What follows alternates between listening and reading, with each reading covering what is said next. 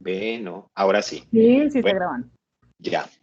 Buenas noches, mi nombre es Jorge Ramírez, estudiante del doctorado en Ciencias de la Educación y hoy para la entrevista de la materia de legislación educativa tengo como invitada a la rectora María Fernanda Abril. María Fernanda, haznos una corta presentación de quién eres y cuáles son tus funciones, por favor. Bueno, muy buenos días. Mi nombre es María Fernanda Abril. Gracias, Jorge, por la invitación. También soy estudiante del doctorado. Eh, Soy rectora de la institución educativa Eugenio Díaz Castro en la ciudad de Soacha, Cundinamarca. Es un municipio certificado en educación. Eh, Laboro ahí hace poco, desde el 15 de octubre estoy laborando ahí. Antes me desempeñaba como rectora en el Tolima, pero por solicitud de traslado, pues, y acercamiento a mi casa, a la familia, pues pude trasladarme a Soacha. Llevo 4 años como rectora y 16 años como docente. Yo soy licenciada en educación física y tengo una maestría en informática aplicada a la educación y ya vengo desempeñando desde varios añitos, estoy estudiando el doctorado y por causas pues de como del trabajo y de tantas cosas me ha tocado posponerlo un poco y por fin ya estoy retomando y volviendo a la práctica. Muchas gracias, María Fernanda. Entonces, María Fernanda, las preguntas que vamos a realizar a continuación giran en torno al conocimiento que como docente, sobre todo como tú como directiva docente, tienes sobre las normativas a nivel internacional, nacional y de orden territorial que giran en torno a nuestras instituciones educativas y a ver ese conocimiento tuyo, si logra explicar las preguntas que vamos a hacer en torno a esas políticas. Listo. Entonces, vamos a comenzar con la primera pregunta, María Fernanda, y es la siguiente. ¿Sabe usted qué es la OCDE y cuál es el rol de Colombia dentro de ella? Sí, claro. El año pasado el presidente ingresó, oficialmente ingresó, era un proceso que llevaba ya varios años para ingresar a la Organización Cooperativa de Estado de Desarrollo Económico, que es la ODC. Es liderada por los países ricos, dicen ahí. Eh, pero pues sí, básicamente ellos lo que quieren es que apoyar a los países en su desarrollo, en la parte del trabajo, generar como unas líneas, como una normatividad, una legislación para que los países alcancen un grado de competitividad en lo productivo del Excelente. país. Dentro de eso pues está la educación que nos afecta a nosotros. Bueno, muchas gracias. ¿Conoces entonces el panorama en torno a la educación que tiene Colombia ante dicho organismo? Sí, mira, como acabo de ingresar el país, Colombia, hasta el 2020, creo que fue en abril, que ingresó, pues, pues él, al incluirse dentro de la organización, pues tiene que cumplir, es como un convenio, ¿no? Entonces tiene que Ujú. cumplir con algunas políticas, cambiar la legislación precisamente. Hay una reforma constitucional por dicha entrada a la ODC Ujú. en materia de legislativa y en materia de cambiar un poco la dinámica. Ustedes saben que Colombia es uno de los países más corruptos, Ujú. entonces esas prácticas las tiene que mejorar, porque si no, pues incumple con los compromisos que adquirió. El desarrollo económico y productivo también debe abrir nuevos campos y nuevos caminos productivos en las exportaciones y también aumentar la calidad en la educación, porque Ujú. Colombia es uno de los países que la calidad educativa frente a los países, a las organizaciones que ya pertenecen como Chile y México, por ejemplo, en Latinoamérica, eh, pues estaba un poco retrasado. Entonces tiene que Sí. cambiar unas prácticas educativas. Bueno, ok, continuamos entonces, María Fernanda, con esta pregunta. ¿Puedes mencionar algún tratado a nivel internacional que Colombia tenga relacionado con el tema de la educación?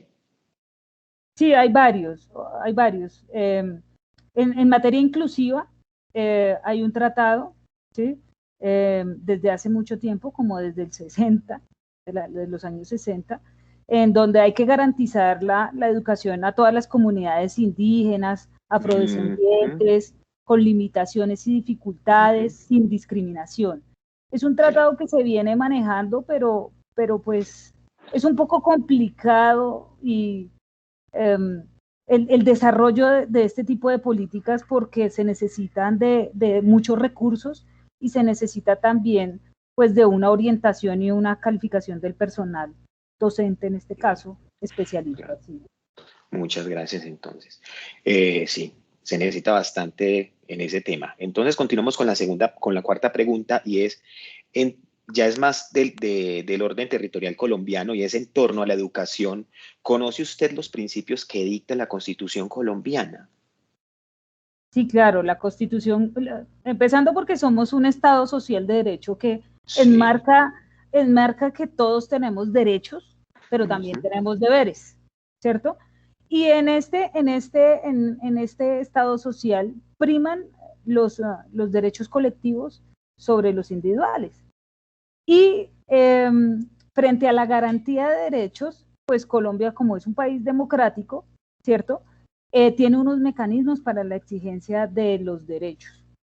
En ese orden de ideas, ¿sí?, Colombia, pues, en su Carta Magna tiene el derecho a la educación, a la vida, a la salud, y hay un artículo especial que habla pues sobre la libertad de cátedra, sobre la libertad de culto, sobre que la familia puede decidir qué educación quiere para sus niños, siempre y cuando se le garantice el derecho a un desarrollo, a un cuidado, a una protección.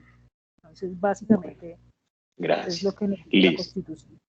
Bueno, gracias, María Fernanda. Continuamos entonces ahora cuestionando esos principios. Y la pregunta es, ¿cómo se abordan esos principios constitucionales en su institución educativa? Bueno, pues nosotros tratamos de cumplir al margen la normatividad. Claro. Hay normas que en definitiva no hay el recurso para poder cumplirlas, ¿sí? Sí. La misma ley, sí, o sea, de presupuesto y todo, dice, vamos a dar mucha plata a la educación, pero cuando la plata llega a las instituciones educativas, ¿en qué se gasta? En material pedagógico, ¿cierto? ¿Qué es lo que más se gasta? En insumos. La parte de infraestructura es muy, muy corta. Yo te cuento que tengo un colegio, el colegio que yo dirijo no tiene infraestructura. Es de puro corazón, el pobre colegio. Y el ministerio, volvemos al cuento de la corrupción y todo eso, el ministerio había girado los dineros, esos dineros ahora no aparecen, y ahí estamos, somos jornada única, pero no tenemos, y nos incumplieron, nos metieron al cuento de métanse en la jornada única que les vamos a mejorar la infraestructura de su colegio, y no, carecemos de muchas cosas. Entonces, las leyes están muy bonitas, escritas, de estricto cumplimiento, pero a nosotros como rectores nos colocan en un sándwich, porque los docentes, los padres de familia nos reclaman, y pues nosotros reclamamos a las secretarías y al ministerio, pero ellos no se ve como que tengan la voluntad, o sea, y este país es de mucho político, en donde toca, venga, señor político, amigo, venga, a ver, ayúdeme con este proyectico. Y entonces eso denota la corrupción y denota pues todos los problemas graves sociales que tenemos. Bueno, continuamos entonces con esta pregunta, ahora que hablas sobre estas problemáticas que se han generado a partir de la aplicación de las normas dentro de las instituciones públicas, y con respecto a la Ley 115 General de Educación. Entonces, ¿cuáles consideras vos que son las mayores fortalezas que tiene y sus mayores debilidades? Bueno, la Ley 115 habla de los fines y del objetivo de la educación, que es formar personas. O sea, básicamente lo que nosotros hacemos es prestar un servicio educativo de calidad en la medida de nuestras posibilidades. Sí. pero pues se queda corta en muchas cosas y a veces raya también con la parte organizacional. Entonces, por ejemplo, tenemos los maestros de secundaria que deben cumplir un horario, ¿sí? De 8 horas, pero 6 son de permanencia en la institución. Sí, sí, sí. ¿No? Entonces ya esas 2 horas ya no contamos con ellas. Ellos dicen que las hacen de planeación y de muchas cosas, pero pues en realidad, así como se muestran los resultados, pues muy pocos docentes destinan ese tiempo para eso. Tienen que dar 22 horas de cátedra de 60 minutos, ¿cierto? Y las 8 restantes las deben dedicar a las reuniones de área, a cuidar en los descansos. Bueno, ahorita con la pandemia, pues ese tiempo se ve, ya ahí la norma no es tan aplicable, digámoslo así, Sí. porque con las condiciones que tenemos de poca conectividad, de que los estudiantes no tienen los recursos tecnológicos y todo lo que ha conllevado esta crisis sanitaria, pues al maestro le ha tocado destinar más tiempo, extender su horario y estar dispuesto a toda hora porque los papitos a veces tienen un celular, el padre de familia trabaja todo el día y hasta que no llega en la noche y el chico puede enviar el trabajo. Entonces siempre es muy complejo la labor educativa si no se tienen los recursos y si no hay garantía. ¿Sí?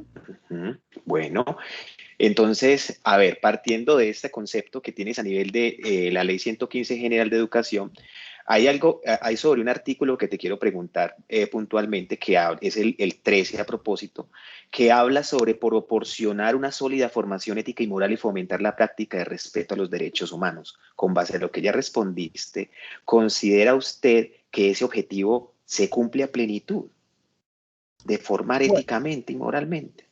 En esta sociedad en la que estamos pareciera que no, pero salvar a una sola persona yo creo que es el gran mérito que tenemos, Vale ¿no? la pena.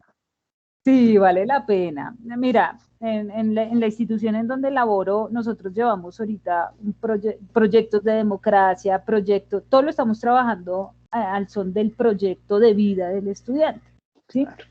Entonces, cuando uno hace esa radiografía, porque tiene que indagar el entorno de su estudiante y conocer muy bien las problemáticas, pues vemos que las problemáticas son injustas. O sea, un estudiante Sí. que no tiene, que de 3 comidas tiene para una o para 2, pues eso es muy cruel, ¿sí? Sí. Un estudiante que tiene de pronto una discapacidad y que necesita terapia, necesita medicina, necesita cuidados, necesita, necesita unos profesionales que estén ahí y el colegio solo puede una partecita colaborar, ¿sí? En la solución de darle de pronto el espacio para que él se forme y forme su personalidad y sea de cierta manera competitivo frente a las situaciones y el contexto en el donde él se desarrolla. Entonces, es precario, pero sí se hace. O sea, Sí. vuelvo te digo, en las medidas de nuestras posibilidades, ¿qué fuera si no hiciéramos eso? O sea, tendríamos más delincuencia, tendríamos, no sé, Sí. esto sería el caos. O sea, tú conoces el contexto de Colombia de guerrilla, narcotráfico, y eso viene de una historia de sometimiento, de violencia y de dolor que marca y que es herencia. Entonces, pedirle a nuestros estudiantes que se comporten de otra forma, siendo que ellos tienen un resentimiento, bueno, sus familias y que tras generación en generación lo llevan, pues es un poco complicado, pero se está trabajando en proyectos de paz. Yo creo que esa es la única forma. No vamos a ver ahorita el resultado, sino más adelante. Listo. Entonces, con base a ese asunto que estamos hablando, ahí se toca mucho el tema de la convivencia. Y con respecto a esto, te quiero preguntar, en torno a ese Sistema Nacional de Convivencia Escolar, ¿vos considerás que el decreto 1965 de 2013 sí responde a la organización de los comités escolares de convivencia de cada institución? No, ahí te puedo decir que, bueno, nosotros como institución como hace ratico te dije, cumplimos. Nosotros tenemos Claro. nuestro comité establecido.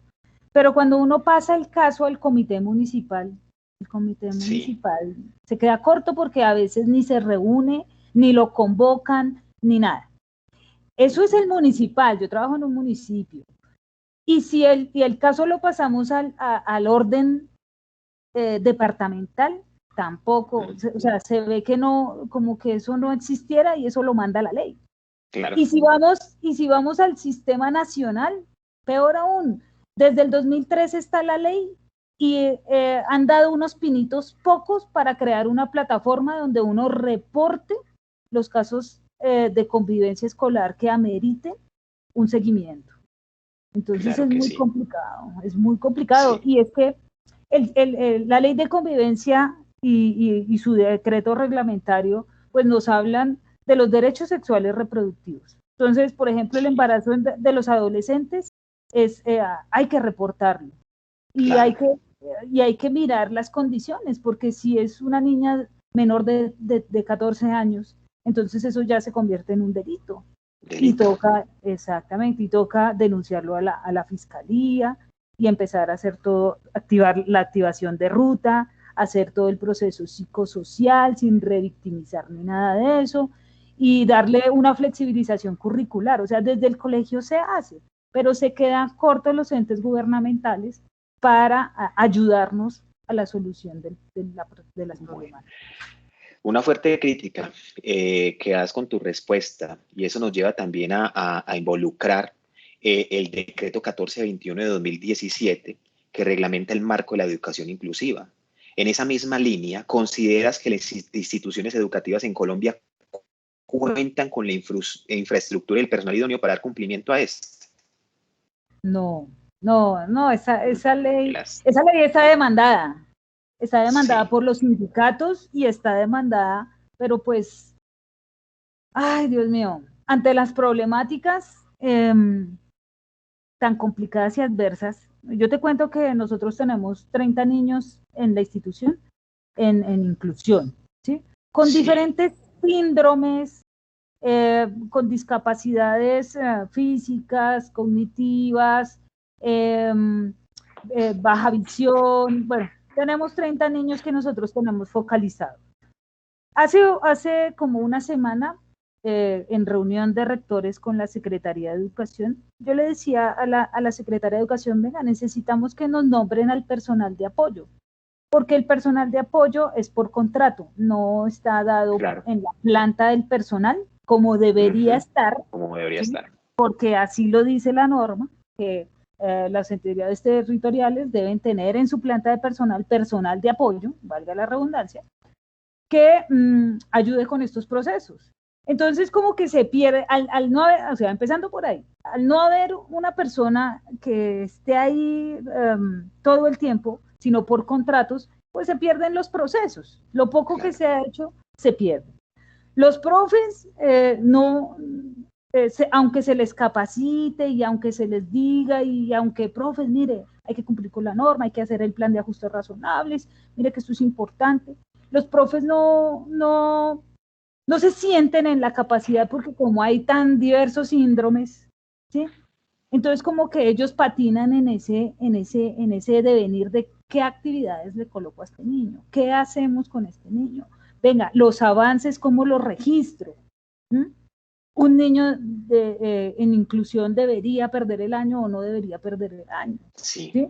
Entonces, es la socialización, la convivencia, el rechazo que pueda sentir ese niño por su discapacidad o no sé, por la característica que tenga en sus compañeros. Hay que trabajar con la familia, de la mano de los padres de familia.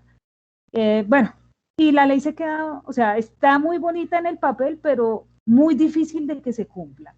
Muy difícil. Yo conocí el caso de una institución educativa en donde había un niño con discapacidad motriz, no podía caminar, y no habían rampas, y al niño le tocaba arrastrarse. Ay, y eso es indignante. Eso es denigrante. Sí, eso es denigrante. Y eso que lo ofrezca una institución pública, Dios mío. Claro. Entonces es muy complejo.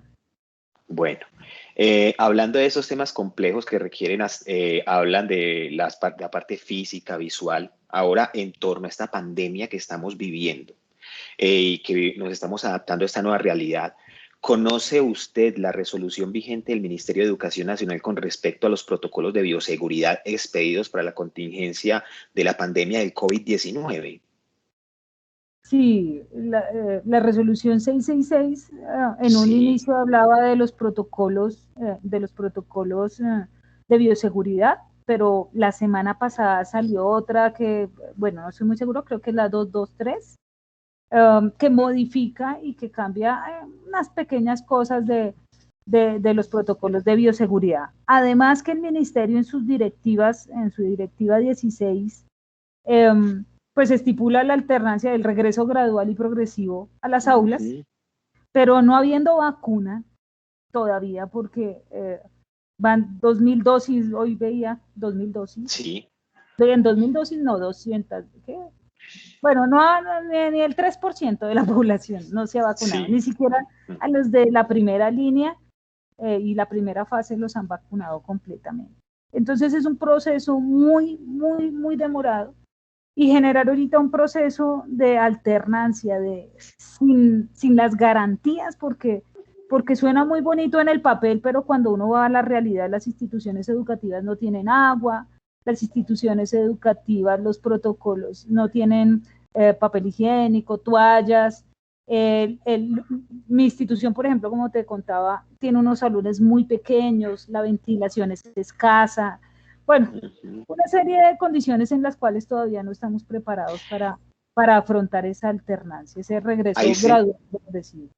Ahí te me estabas adelantando a la pregunta porque lo que estás respondiendo es muy relacionado a esa pregunta que te iba a hacer a propósito sobre si esta Sí, resolución o esas directivas te parecen que son suficientes para prevenir el contagio del COVID-19 dentro de la comunidad educativa de su institución. sí, pues es que es complejo, ¿no? Es que uno ya ni sabe qué es peor. Mira, en esto del trabajo en casa, se nos dispararon los casos de suicidio, se nos dispararon los casos de maltrato infantil, de abuso sexual, ¿sí? Porque es que las escuelas son hogares protectores. Claro. En la escuela el estudiante encuentra muchas veces ese desahogo y por eso las conductas a veces reprimidas que tienen ellos frente al accionar con el semejante, ¿no? Entonces uno dice, bueno, la socialización yo considero que es muy importante para los niños de primaria, pero si Sí. no hay condiciones, como te digo, en mi institución, por ejemplo, carecemos de agua potable. Eh, Cuando no hay las condiciones, pues es muy difícil que yo como rectora pueda garantizar de que no haya contagio. O sea, es imposible Claro. que yo garantice que la gente no se contagie, ¿sí? En ese orden de ideas, eh, por el derecho a la vida, por el derecho a la salud, creo que todavía no es pertinente el entrar en la alternancia. En alternancia. De estas últimas directivas que han sido expedidas, entonces, ¿hay alguna que recuerdes que te haya llamado la atención especialmente y por qué? No, pues es que nos toca, eso viene con represión. Si no se cumplen las directivas, pues nos someten a un disciplinario, digámoslo así, Claro, ¿no? eso es cierto. Entonces, pues recién, el año pasado, recién salió la pandemia, es que no recuerdo el número, si es la 10, bueno, la 8, una directiva, en donde pues decían que los recursos iban a girar un dinero para los recursos de la educación, para afrontar la pandemia, ¿sí? Y explícitamente era para comprar material educativo, pero entonces se podían contratar las guías, se podría la impresión y todo eso, pero las personas que iban a entregarlas, ¿cómo? Claro. O sea, ¿de dónde se iban a sacar los recursos para dar la protección Claro. si no se podía contratar? En ese momento no se puede, ya ahorita sí se puede contratar, pero en ese momento la directiva era como muy tajante en que no se podía comprar elementos de protección personal para los administrativos. porque no se justificaba en el PEI, ¿sí? Entonces es Claro, como contradictorio y uno dice, pero a ver, sí, quieren que hagamos, pero no se puede. es cierto. Entonces Vivimos es en el como país del complejo. Sagrado Corazón. Sí. Venga, María Fernanda, y no es por esa última pregunta no tiene el objetivo de plantear el pesimismo ante nuestro sistema educativo, sino que trata de buscar un poco, o trato de buscar un poco con esta pregunta, digamos, la honestidad, la transparencia de lo que vos pensás como directivo docente de una institución con respecto a él. Entonces ya después, y para ir cerrando, ya después de todas estas preguntas que te he hecho, que han tenido como un norte muy específico, ¿considera usted que la legislación educativa actual que tiene el país apunta a la universalidad de la educación dentro del territorio nacional y aporta a la formación competitiva de la población con respecto a las dinámicas globales actuales? Bueno, si bien el panorama, como tú dices, se ve negativo, yo sí considero que se ha avanzado mucho. O sea, volvemos otra vez a la corrupción, a la politiquería, al pensamiento que tiene también arraigada la gente de violencia, bueno, de todo eso. Pero mira, yo soy producto de esas normas. Yo concursé, eh, yo concursé porque antes se nombraba a la gente a dedo y era amiga del Sí, político, de pues sí. político. Entonces yo sí puedo dar fe de que por mérito estoy en el trabajo que estoy y que por mérito logré conseguir ese traslado, porque yo antes estaba en el Tolima y ahora pues me acerqué a mi sitio de vivienda. Y yo considero de que poco a poco, o sea, yo no sé si soy afortunada o de verdad si Dios me tiene para que llegue a una comunidad y pueda hacer muchas cosas, pero sí considero que soy una parte del sistema en donde pasé un concurso, presenté unas pruebas, por mi calidad, por mis conocimientos, fueron valorados y por eso tengo el cargo que tengo ahora. Entonces, en gran medida, yo considero que si eso no existiera, ¿cierto?